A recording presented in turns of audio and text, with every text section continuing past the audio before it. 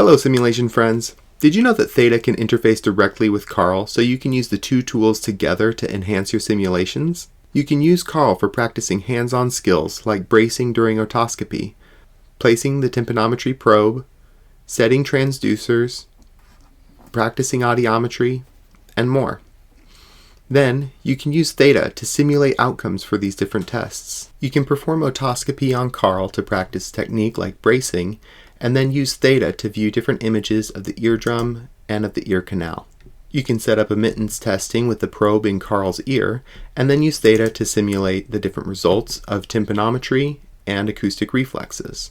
Using CARL Pro and Theta together, you can simulate any degree, type, and configuration of hearing loss, and CARL will be the perfect patient to simulate any case you can design in Theta, whether you're inside or outside of a booth.